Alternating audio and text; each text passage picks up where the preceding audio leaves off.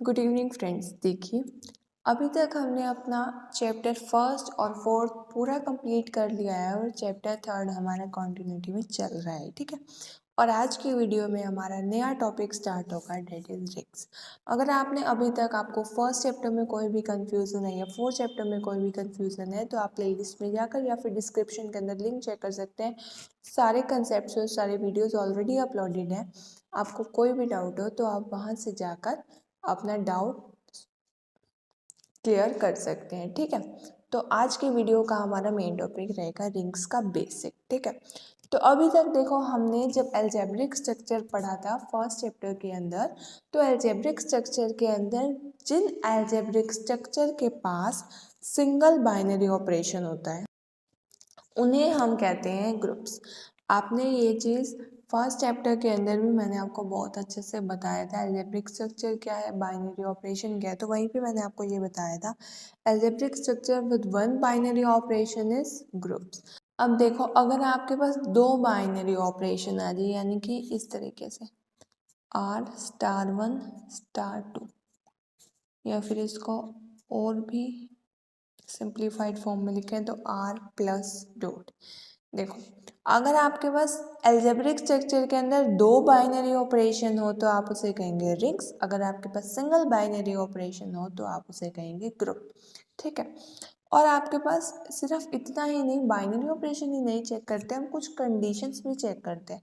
Group के अंदर हमने बेसिकली 4 कंडीशंस देखी थी, that is closure property, associativity property, identity और इनवर्स। ठीक है, अगर आपको ग्रुप को अबिलियन दिखाना है तो कम्यूटेटिव प्रॉपर्टी भी दिखानी पड़ती थी। ऐसे ही रिंग्स के अंदर भी इन दो बाइनरी ऑपरेशन के साथ साथ आपको कुछ कंडीशंस भी दिखानी पड़ेगी कि ये कंडीशंस भी सेटिस्फाई होंगी, तभी तो आप उसे रिंग्स कह पाएंगे।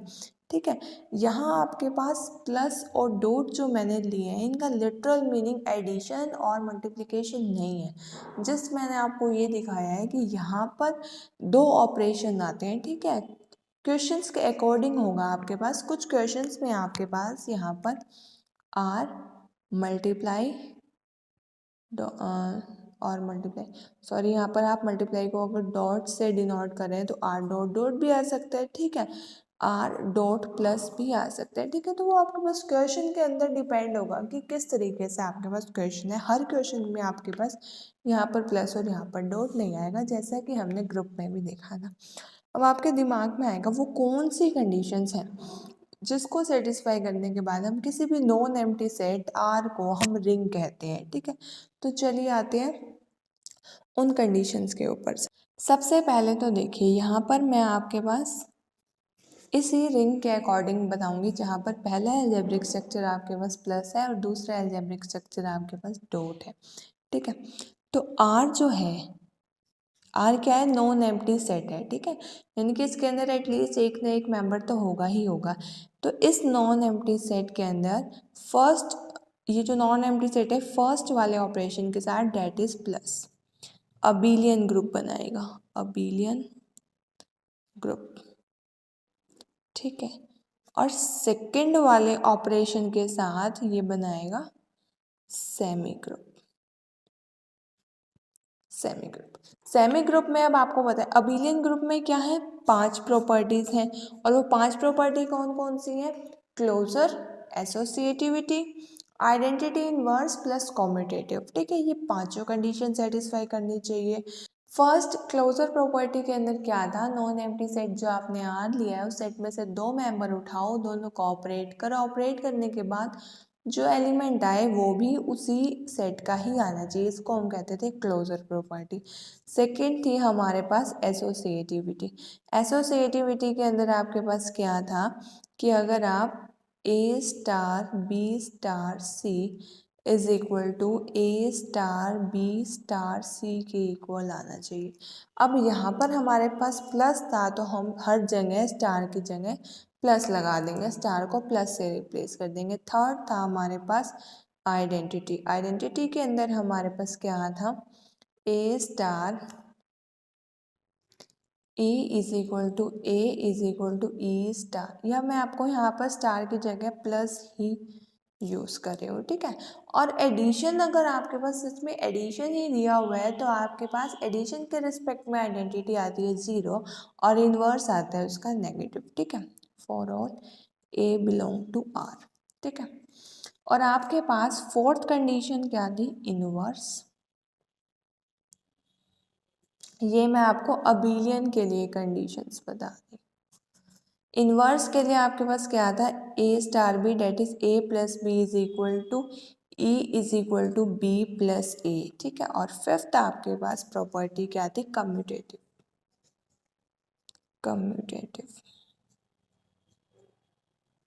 ठीक है। क्लोजर एसोसिएटिव, आइडेंटिटी इनवर्स और कम्यूटेटिव, ठीक है। तो ये 5 कंडीशन सेटिस्फाई होनी चाहिए, इससे तो आपके पास क्या प्रूफ हो जाएगा, आर प्लस अबिलियन है। सेकंड, आर डॉट के रिस्पेक्ट में, सेकंड वाले ऑपरेशन के रिस्पेक्ट में होना चाहिए सेमी ग्रुप। सेमी ग्रुप का मतलब हमारे पास यहाँ पर क्या है कि पहली 2 कंडीशन सेटिस्फाई होनी चाहिए, क्लोजर एसोसिएटिविटी। इन 2 को चेक करना, नीचे वाली सॉल्व हो ना हो, सेटिस्फाई हो ना हो, हमें इससे फ़र्क नहीं पड़ता, हमें सिर्फ ऊपर की 2 कंडीशन को ही चेक करना है, ठीक है। आर का डॉट के साथ चेक किया हमने। उसके बाद तीसरी चीज़ हमें क्या दिखानी है, multiplication is distributive with respect to addition. Multiplication आपके पास डिस्ट्रीब्यूटिव होनी चाहिए with respect to addition for.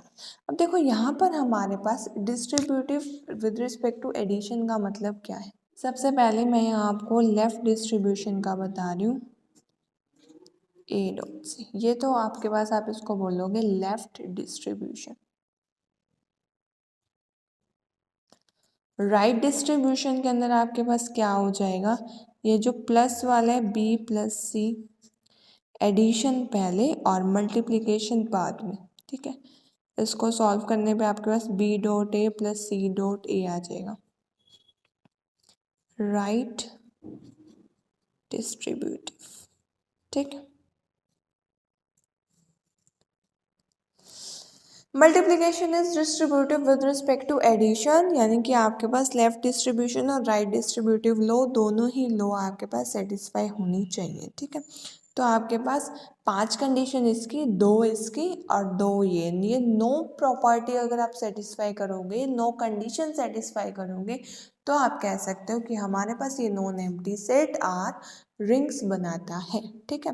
पहला जो आपके पास बाइनरी ऑपरेशन है उसके रिस्पेक्ट में अबिलियन, सेकंड ऑपरेशन के रिस्पेक्ट में सेमी ग्रुप, और उसके बाद multiplication is distributive with respect to addition. देखो अगर आप बुक के अकॉर्डिंग चलेंगे तो आपको 9 प्रॉपर्टीज ज़्यादा लगेंगी, 9 कंडीशन ज़्यादा लगेंगी, बट अगर आप माइंड में 3 कंडीशंस कर लो, 9 को शॉर्ट बनाकर 3 कंडीशन कर लो। देखो आपने फर्स्ट चैप्टर अच्छे से कर रखा है, तो अबिलियन जैसे ही आपके पास नाम आएगा, आपके पास माइंड में यही बात स्ट्राइक कर देनी चाहिए कि वो 5 property, that is closure associativity, identity inverse और कॉम्यूटेटिविटी, ठीक है। ये 5 प्रॉपर्टी, इसके बाद जैसे ही सेमी ग्रुप का नाम आया तो आपके पास माइंड में आ जाना चाहिए पहली 2 प्रॉपर्टी, क्लोजर और एसोसिएटिविटी।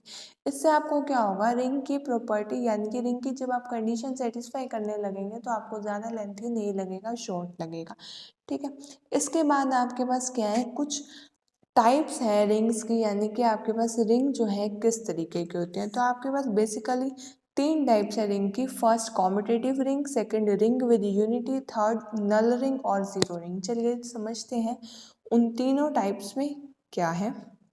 फर्स्ट कंडीशन है आपके पास कॉम्यूटेटिव रिंग। कॉम्यूटेटिव रिंग आपको नाम से ही पता लग रहा है।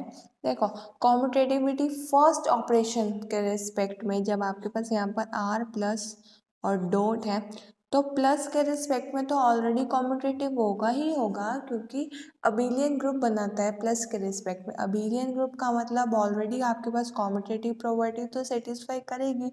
यहाँ पर अगर आपको कॉम्यूटेटिव रिंग दिखाना है तो आपके पास आपको दिखाना होगा कि मल्टीप्लिकेशन के रिस्पेक्ट में भी, मल्टीप्लिकेशन के रिस्पेक्ट में भी कॉम्यूटेटिव है।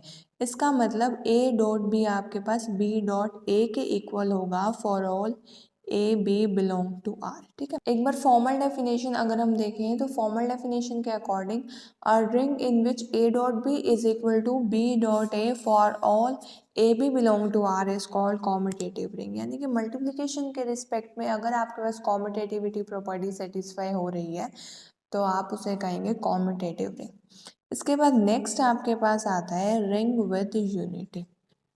ठीक है, यूनिटी से आपको पता लग रहा है कि जिसके पास वन हो। देखो अगर आपके पास यही वाली रिंग है आर प्लस दो, ठीक है, तो आपके पास रिंग के अंदर वन एलिमेंट एग्जिस्ट करना चाहिए। ठीक है, फॉर्मली अगर मैं इसको डिफाइन करूं तो देखो किस तरीके से डिफाइन करूंगी। If in a ring there exist an element denoted by one such that आपके पास मल्टीप्लिकेशन के रिस्पेक्ट में आइडेंटिटी अगर एग्जिस्ट कर रही है one dot A is equal to A is equal to one dot A dot one for all A belong to R, तो आपके पास आर क्या हो जाएगा, रिंग विद यूनिट एलिमेंट। ठीक है, मल्टीप्लिकेशन के रिस्पेक्ट में आपके पास यूनिटी क्या होगी, वन। मान लीजिए आपके पास यहाँ पर मल्टीप्लिकेशन की जगह कुछ और ऑपरेशन होता है तो उसके रिगार्डिंग हम यूनिटी देखते क्या है। यूनिटी का मतलब क्या है, आपके पास आइडेंटिटी एग्जिस्ट करनी चाहिए with respect to second binary operation. ठीक है, अब यहाँ पर रिंग विद यूनिटी, देखो रिंग साथ में, इसका मतलब वो जो हमने बेसिक कंडीशन दिखाई है मैंने आपको, आर प्लस के रिस्पेक्ट में अबेलियन ग्रुप, आर डॉट के रिस्पेक्ट में सेमी ग्रुप और multiplication is distributive over addition, वो सारी कंडीशन तो सेटिस्फाई करेंगी ही करेंगी, साथ में यूनिटी भी एग्जिस्ट करनी चाहिए विद रिस्पेक्ट टू मल्टीप्लिकेशन। ठीक है, इसका मतलब है वो कंडीशंस प्लस एक और कंडीशन। ठीक है, इसके बाद आपके पास आता है नल रिंग और जीरो रिंग। देखो नल रिंग और जीरो रिंग दोनों ही एक ही बात है। ठीक है, इसकी एक बार डेफिनेशन देख लेते हैं। अब देखिए हमारे पास नल रिंग की फॉर्मल डेफिनेशन क्या है, द सेट आर, आर आपको पता है एक नॉन एम्प्टी सेट है, अगर उसके अंदर सिंगल एलिमेंट हुआ that is zero with two binary operation defined by zero plus zero. आपको पता है कि किसी भी रिंग के अंदर आइडेंटिटी तो होगी ही होगी, और प्लस के रिस्पेक्ट में आपको पता है जीरो आइडेंटिटी है। ठीक है, तो उधर set R consisting of a single element, यानी कि ऐसा सेट आर, ऐसा नॉन एम्प्टी सेट आर जिसके अंदर सिर्फ और सिर्फ आइडेंटिटी ही हो with two binary operation defined by zero plus zero is equal to zero and zero dot zero is equal to zero is a ring, और उस तरीके की रिंग को हम क्या कहते हैं, नल रिंग या फिर जीरो रिंग।